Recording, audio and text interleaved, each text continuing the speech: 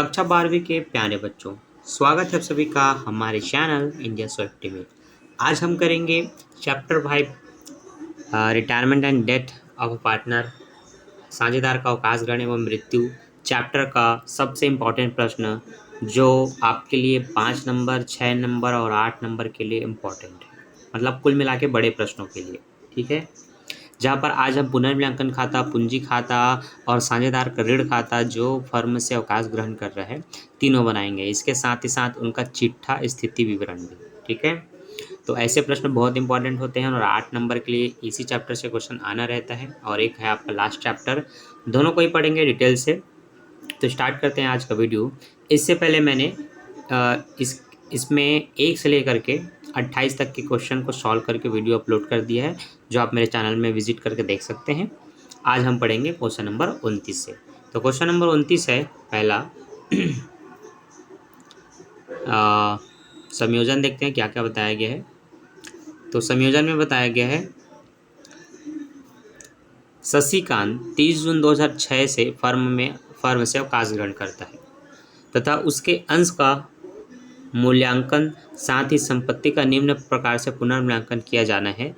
स्कंद 20,000 रुपये, उपस्कर 3,000 रुपये और संयंत्रिक आदि 9,000 रुपये, भवन है 20,000 रुपये, संदिग्ध ऋण के लिए 850 रुपये पृथक किए गए। फर्म की ख्याति का मूल्यांकन 6,000 रुपये निश्चित किया गया। शशिकांत को अवकाश ग्रहण करने पर 11,050 रुपये रोकड़ तथा शेष सामान्य मतलब शेष जो भी उसका रुपये बचना है उसको समान 3 किस्तों में दिया जाएगा, जिसमें 5% की दर से उसको ब्याज दिया जाएगा। ठीक है, अब उपयुक्त से साझेदार का पूंजी खाता और शशिकांत का ऋण खाता तैयार कीजिए। ठीक है, तो जो संयोजन में घटा या बढ़ा है वो आप अपने चिट्ठे में देख सकते हैं कि उसका वैल्यू कितना है। इससे आपको ये पता चलेगा कौन घटा कौन बढ़ा। जैसे स्कंद को बोला गया है 20,000 से मूल्यांकन। अब स्कंद है कितना, तो स्कंद का लेखा आप देख सकते हैं 22,300 रुपये है। अब अगर वो 20,000 हो गया, इसका मतलब 2,300 रुपये की हानि हुई। तो हानि को आप क्या कहते हैं, लॉस। तो 2,300 का आप लॉस में है। उपस्कर को 3,000 रुपये बोला है। अब उपस्कर है कितने का, वो 3,500 का है। यहाँ पर उसको 3,000 किया गया, इसका मतलब यहाँ पर 500 रुपये का लॉस हो गया। संयंत्री आपके पास संयंत्र आदि कितने दिख रहे हैं, 9,750 के, इसको 9,000 किया गया, मतलब 750 का यहाँ भी लॉस हो गया। यहाँ पर फिर बोला है भवन का मूल्य 20,000 और भवन कितना है 24,000। अब 24 का सामान 20 हो गया, मतलब यहाँ पर 4,000 रुपये का लॉस हो रहा है। अब है संदिग्ध ऋण के लिए पृथक 850 रुपये किए गए, है ना। तो 850 रुपये अलग से निकाल दिए गए संदिग्ध ऋण के लिए, ये भी आपका नुकसान ही है। आगे बोला है, आगे फिर कुछ नहीं है, कुछ बढ़ा नहीं है, सब घटा घटा है। तो जब आप पुनर्मूल्यांकन खाता बनाएंगे तो आपको सारे लॉस को एक तरफ लिखना है। आपका कॉलम कुछ इस तरह से रहता है, दिनांक विवरण, विवरण राशि, इंग्लिश में पर्टिकुलर्स अमाउंट। ठीक है, यहाँ पर profit and loss adjustment account लिखा गया है, आप लिखेंगे पुनर्मूल्यांकन खाता। ठीक है, वैसे दोनों एक ही है, इस नाम से भी बनाओगे तो कोई दिक्कत नहीं है, पर आपको बनाना है पुनर्मूल्यांकन खाता। ठीक है, ये नाम भी दे सकते हैं, कोई दिक्कत नहीं है। अब देखते हैं, स्टॉक में कमी हुआ था 2,300 रुपये का लिख दिया गया। फर्नीचर में कमी हुआ था 500 रुपये का लिख दिया गया।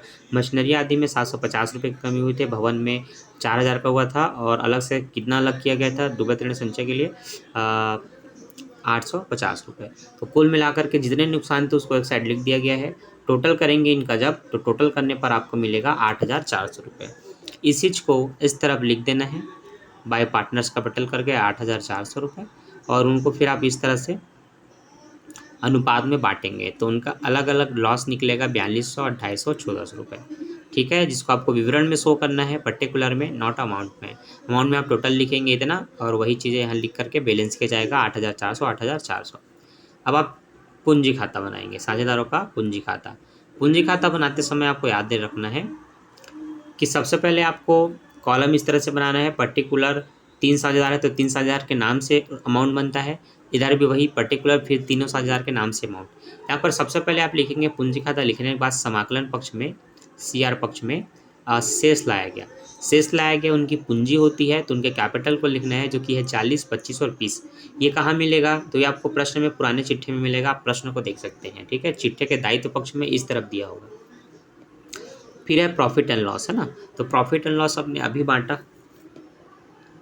अच्छा, प्रॉफिट एंड लॉस देखिए दो तरह का होता है, एक तो आपको अभी जो फर्म में हुआ वो, ठीक है, इस तरह से। दूसरा, पहले से अगर प्रश्न में दिया हो तो वो। तो यहाँ पर आप देख सकते हैं पहले से प्रश्न में दिया है 4500 रुपये का, इसको अनुपात में बांटेंगे और यहाँ पर लिखेंगे, ठीक है। तो जो जो मिलना है इनको इस तरफ हम एंट्री करते जाएंगे। तो यहाँ पर इनको प्रॉफिट एंड लॉस को जो 4500 था उसको बांटेंगे तो कुछ इस तरह से इनका अमाउंट आएगा, ठीक है। इसके बाद ख्याति का हिस्सा देखेंगे कितना निकल रहा है, ख्याति है कितने का कुल, और उस जाने वाले को कितना दिया जाएगा।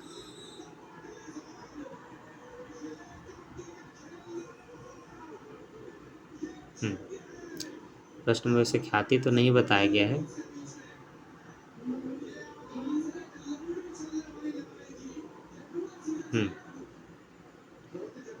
ठीक है, फर्म में ख्याति नहीं बताया गया है।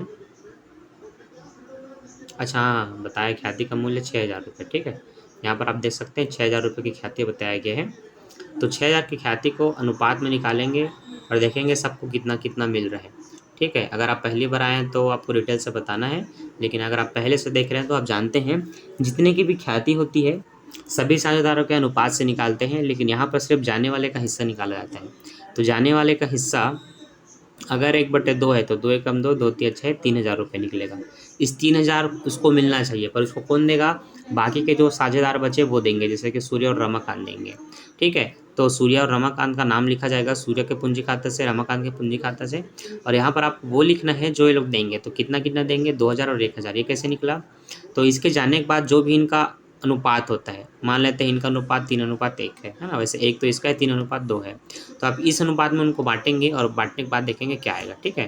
तो वैसे इनका अनुपात क्या हम ऊपर में देख लेते हैं। तो इनका अनुपात है 1/2, 1/3, 1/6। तो जो 1/3, 1/2 है उनका आप हर समान करेंगे, हर समान करने के बाद सबके में 6 लाना रहेगा।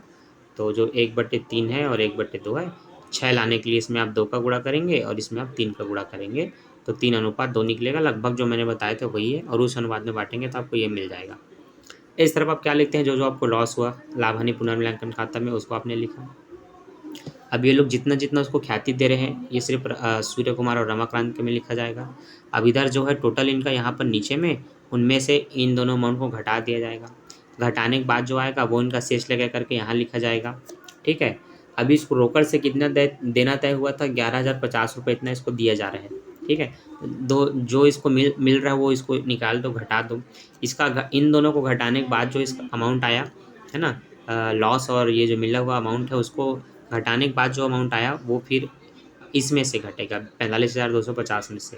तो फिर इसका बचा 30,000 रुपये जो इसके ऋण खाते से लिखेंगे जो इसको मिलना है, ठीक है। अब देखिए, अब है शशिकांत का ऋण खाता। तो शशिकांत के ऋण खाते में हम बताएंगे इतना रुपये उसको दिया, ठीक है, और 30,000 रुपये उसको भी देना बाकी है। इस पर इंटरेस्ट कितना निकला, 1500 रुपये निकला। आगे बढ़ते हैं। अब चूँकि उसको कितनी बार देना है बच्चों, समान 3 किस्तों में देना है। तो ध्यान देना, लिखते ऐसे हैं, उसको देना कितना है, तो 7/2008 1 जुलाई को उसको देना है 30,000 रुपये। उसमें से कितना दिया जा रहा है, तो उसमें से दिया जा रहा है इतना। वैसे समान किस्तों में देना है तो 30,000 का समान किस्त क्या आएगा, 3 से काटेंगे तो 10,000 रुपये आएगा। कितना आएगा, 10,000 रुपये। लेकिन इस पर इंटरेस्ट भी निकालना है, ठीक है, 5% की दर से। तो आप जब इंटरेस्ट निकालेंगे 5% की दर से, तो यहाँ पर 3,000 का 5% निकलेगा, 5 तिया 1500। कितना निकलेगा बच्चों, 1500, बाकी वो जीरो कट गए। अब 1500 रुपये जो इंटरेस्ट निकलेगा उसको आपको यहाँ लिखना है। 30 जून को उन पर इंटरेस्ट निकल गया 1500 रुपये का, तो इस राशि टोटल हुआ आपका 31,500। इसमें से उसको इंटरेस्ट मिला करके पैसा देंगे तो 10,000 जो दे रहे हैं वो प्लस 1500 मतलब कुल 11,500 रुपये दे रहे हैं। तो 31,500 में से इसको घटाएंगे तो 20,000 रुपये शेष निकलेगा, जिसको शेष लगा बोलेंगे। और इसी को अगले साल शेष लाया गया करके आपको शो करना है इस तरह से। अगले साल इस तरफ लिखना है शेष लाया गया बोल के 20,000 रुपये। अब फिर से 20,000 में से 10,000 घटा दो, ठीक है, क्योंकि उतना देना है। अब उस 20,000 में अगर आप 5% निकालते हैं तो 20,000 का 5% इस तरह से आप निकालेंगे, 2 जीरो से 2 जीरो काट के 5 दूनी 10, मतलब 1000 रुपये निकला। लिखेंगे कि इस बार इंटरेस्ट निकला 1000 रुपये, कुल मिलाकर 21,000 होगा। 10,000 तो देना है, पर साथ में 1000 का ब्याज देंगे तो कुल 11,000 रुपये उसको देंगे। तो 21 में 11 जाएगा, 10,000 रुपये बचा। इसी को अभी 21 से बैलेंस करने के बाद इसी 10,000 को अगले साल शेष ला के लिखेंगे, यहाँ लिखेंगे 10,000 रुपये। 10,000 का 5% 500 होगा, जो कि ये रहा। 10,500 यहाँ भी, 10,500 यहाँ भी, क्योंकि उतना उसको दिया जाएगा। तो 3 किस्तों में भुगतान करना था, 3 किस्तों में भुगतान हो गया। तो इस तरह से बनाया जाता है साझेदार का ऋण खाता। जब 3 साल 4 साल बोले तब नीचे वाला काम होगा, नहीं तो नहीं होगा। यहाँ स्पष्ट बोला था, शेष राशि को 3 समान किस्तों में 5% ब्याज वृद्धि करके दिया जाएगा, इसलिए उनमें वृद्धि करते गए उनके किस्तों में। ठीक है, ऐसा भी आपने एक प्रश्न देखा, अभी आपको ऐसे बहुत सारे प्रश्न देखना है। तो कोई बात नहीं, अगर यहाँ समझ नहीं आया होगा तो आप देखते रहिए डिटेल से, आपको आने वाले कई प्रश्न अभी बिल्कुल सेम बनाने हैं, तो आप में आ जाएगा। ठीक है, चलिए अगला प्रश्न पढ़ते हैं।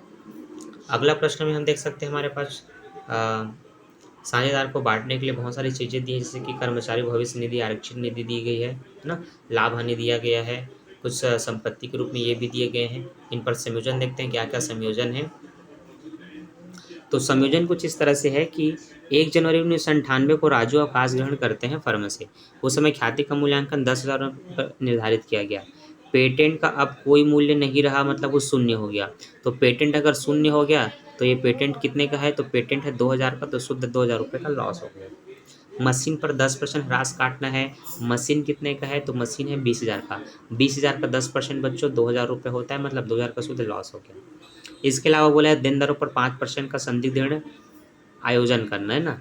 देनदार है कितने का, 4,000 का। 4,000 का 5% कितना होगा, 5 चौक 20, ये 2 जीरो कट गए, 1 जीरो लिखेंगे, 200 रुपये का ये निकला। ठीक है, चलिए और क्या बोला है इसमें, राजू को दिए राशि का भुगतान बैंक से ऋण लेकर करना है।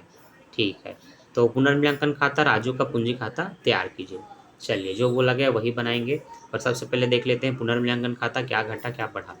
तो पुनर्मूल्यांकन में हमने देखा पेटेंट का मूल्य शून्य हुआ था, 2,000 रुपये का शुद्ध नुकसान हुआ।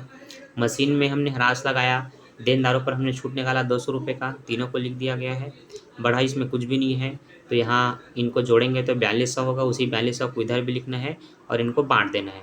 तो पुनर्मूल्यांकन से हानि लिखना है रेवोल्यूशन लॉस करके, और उनको उनके जो जो साझेदार हैं उनको उनके अनुपात में बांट देना है। ठीक है, इस तरह से बराबर बांटा गया तो ये आया। अब हमें किसका पूंजी खाता बनाना है, सिर्फ राजू का। तो सिर्फ राजू का पूंजी खाता बनाएंगे तो सिर्फ विवरण राशि बनेगा। यहाँ पर कोई थर्ड व्यक्ति या दूसरे व्यक्ति का कॉलम नहीं तैयार करना है। तो ये आप बातें याद रखिए, क्योंकि सिर्फ एक व्यक्ति का बोले तो एक तरह का इस तरह का कॉलम बना के हम कंप्लीट करेंगे। यहाँ सबसे पहले लिखेंगे उनकी पूंजी, उसकी पूंजी कितनी है, तो उसकी पूंजी 10,000 है, जो आपको कहाँ मिला, जो आप अपने प्रश्न में देख सकते हैं। तीनों की पूंजी यहाँ पर पुराने चिट्ठे में दी जाती है, तो वो 10,000 रुपये लगाया था राजू। ठीक है, समझ में आया। इसी तरह से आपको और उसमें क्या देखना था प्रश्न में, कि उसको क्या क्या मिलना है, आरक्षित निधि और संचित कर्मचारी क्षतिपूर्ति कोष से। तो सबसे पहले पूंजी को लिख दिया गया 10,000 रुपये।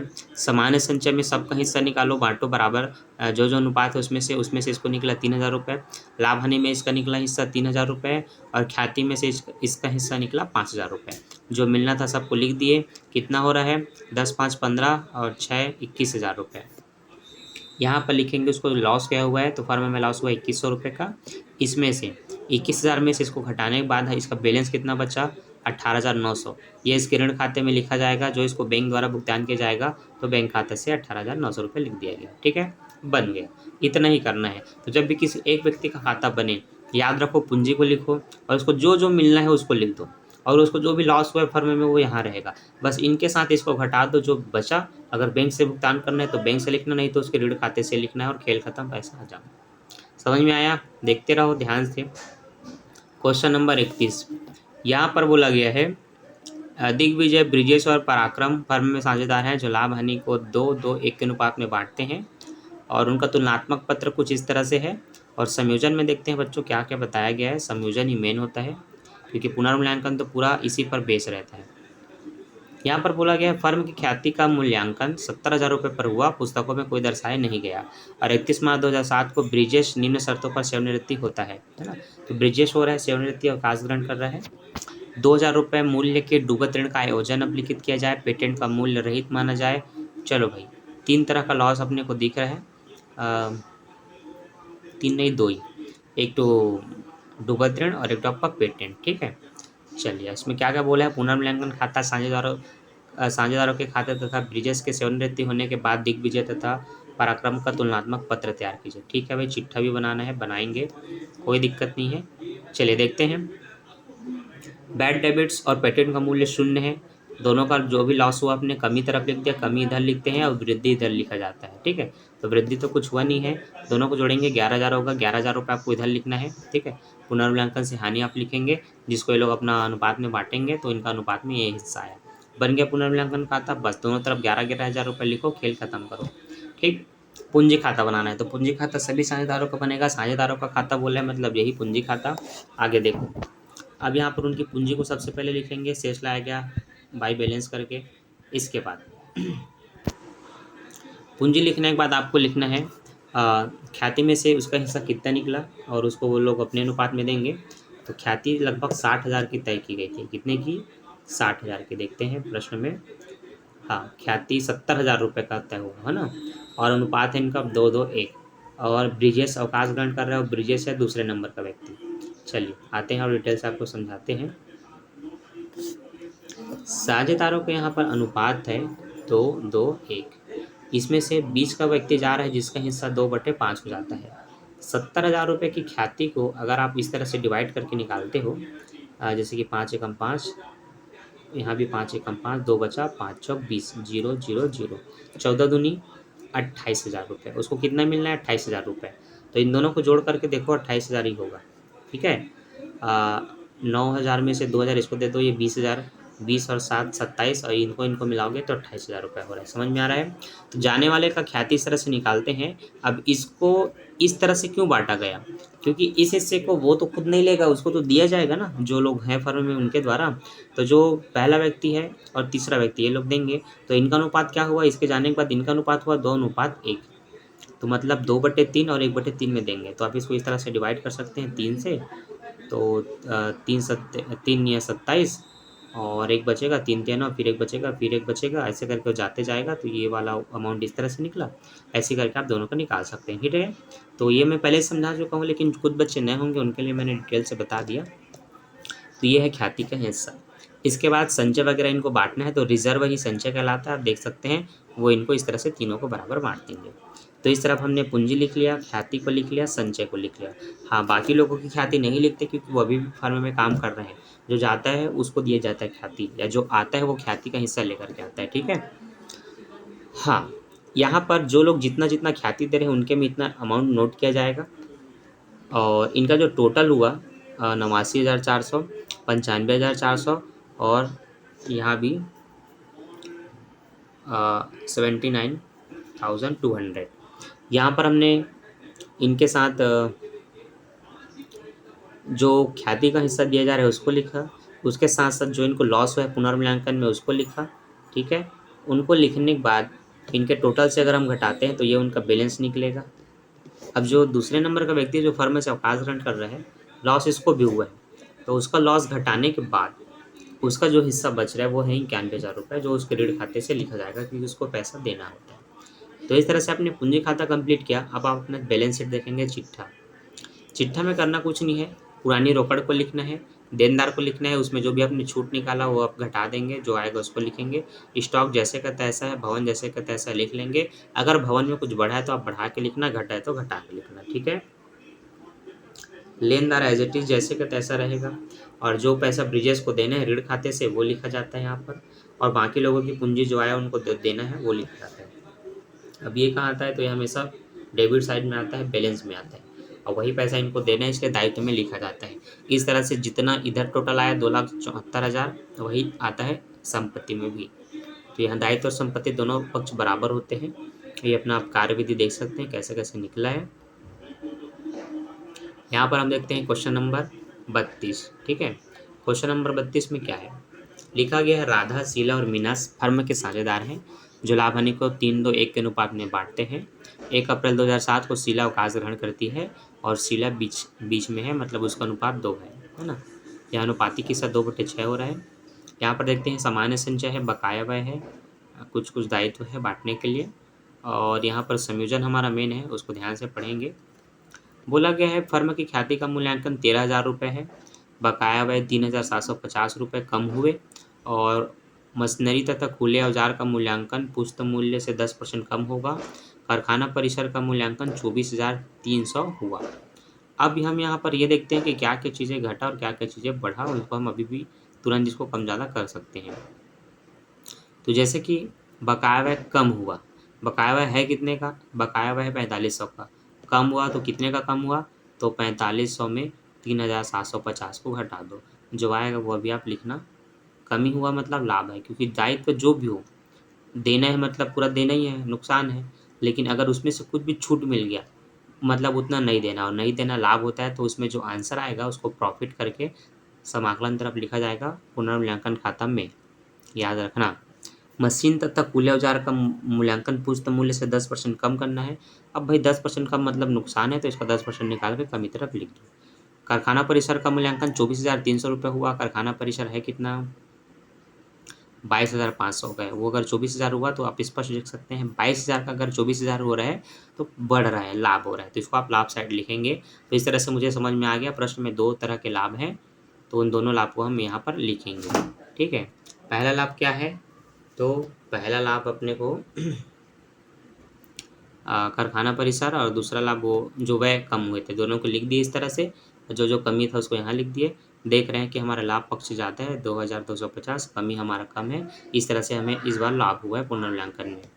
तो इनको घटा देंगे, इनके साथ जो आएगा उसको हम इस तरह से अनुपात में बांट लेंगे। ठीक है, आगे बढ़ते हैं। ये हमारा पूंजी खाता है। ठीक है, तो यहाँ ध्यान से देखिएगा पूंजी खाते में क्या क्या लिखना है। वैसे आपको पता, पहले पूंजी लिखना है।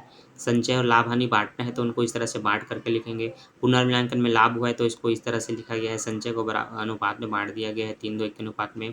ख्याति का हिस्सा निकालेंगे जाने वाले का, उसमें से पुराने लोग अपना हिस्से से देंगे, राधा और मीना लोग, तो उनके अनुपात से जो जो उनको देना है वो इस तरह से उनके में लिखा जाएगा। जो जा रहा है शीला जा रही है तो उसके में लिख दिए। ठीक है, इसके बाद इसके बाद यहाँ पर हम लिखेंगे उन्होंने ख्याति का हिस्सा कितना दिया, तो शीला के पूंजी खाते में राधा और मीना ने इतना इतना दिया। ठीक है, उसके बाद क्या करेंगे, इनका जो टोटल है 22,000 और इसका 17,475, उसमें से इन दोनों को घटा देंगे। घटाने के बाद ये उनका बैलेंस निकलेगा, जिसको सेल्स करके लिखेंगे। यहाँ पर जितना ख्याति इसका, जितना टोटल अमाउंट इसका हो रहा है उतना ही यहाँ लिखेंगे, क्योंकि यहाँ पर कोई लॉस नहीं है जो इसको यहाँ लिख करके घटाएं, कुछ नहीं है, तो यही लिखा जाएगा शीला के ऋण खाते से। ठीक है, तो इस तरह से इसको बना करके कंप्लीट करना है। यहाँ पर कोई भी डाउट होता है तो आप हमें कमेंट कर सकते हैं। आगे बढ़ते हैं। अब देखते हैं हम बैलेंस शीट। तो बैलेंस शीट में हम देखते हैं कि हमें क्या क्या और अभी करना है। तो वैसे तो बैलेंस शीट भी आपको अब समझ में आ गया होगा। बैलेंस शीट बनाते समय आपको ये लिखना है 1 अप्रैल 2007 का नया चिट्ठा। यहाँ पर हम ये देखेंगे कि क्या क्या इनकी रोकड़ और बैंक में रोकड़ था। तो इसका रोकड़ था 1,500 रुपये और बैंक में रोकड़ था 7,500 रुपये। इसके बाद देनदार हमारे कितने हैं, तो देनदार 15,000 रुपये के हैं, और स्टॉक हमारा इसका है 12,000 रुपये का। ठीक है, कारखाना परिसर 24,300 रुपये का बढ़ करके लिखा है तो बढ़ा करके लिखेंगे, जो घटा उसको आप घटा करके लिखेंगे। तो मशीन में 10% का लॉस हमने घटा करके लिखा, और एक चीज़ में हमने और घटाया। ठीक है, कुछ टूल्स थे उसमें 400 रुपये 10% की कमी की गई, तो ये 3,600 रुपये आया। इस तरह से टोटल संपत्ति हो रही है 71,100 रुपये। और यहाँ पर जो आपका लेनदार है, देवी पत्र है, और जो व्यय देना है कम करने के बाद 3,750 रुपये, शीला का जो लोन है और बाकी लोगों की जो पूंजी है उन सबको लिखने के बाद टोटल आया 71,100 रुपये। तो दोनों पक्ष बराबर आ रहे हैं, मतलब हमारा क्वेश्चन सही है। ठीक, कार्य विधि आप नीचे देख सकते हैं। अब यहाँ से एक नया टॉपिक स्टार्ट होता है, पूंजी का संयोजन। अब पूंजी का संयोजन हम पढ़ेंगे नेक्स्ट टॉपिक में। अभी के लिए बस इतना ही। तो वीडियो कैसा लगा कमेंट करके ज़रूर बताएं, और कहीं भी डाउट होता है तो आप मुझे कमेंट कर सकते हैं। वीडियो अच्छा लगा और आप चाहते हैं कि आप और बच्चों की सहयोग करें, अगर आप खुद 12th के किसी बच्चों को नहीं समझा सकते तो मेरा वीडियो सजेस्ट कर सकते हैं, वो देख करके सीख सकते हैं और अपने आने वाले बोर्ड एग्जाम की तैयारी कर सकते हैं। ठीक है, तो मैं तो आपके लिए मदद हेल्प कर रहा हूँ, आपको सपोर्ट कर रहा हूँ, आप मेरे सपोर्ट कर सकते हैं बच्चों को शेयर करके। तो मिलते हैं नेक्स्ट वीडियो में। Bye, thanks for watching. बीच में आपको किसी भी नए चैप्टर का वीडियो चाहिए तो आप कमेंट कर सकते हैं। बाय बाय बच्चों। दबा के लाइक करो।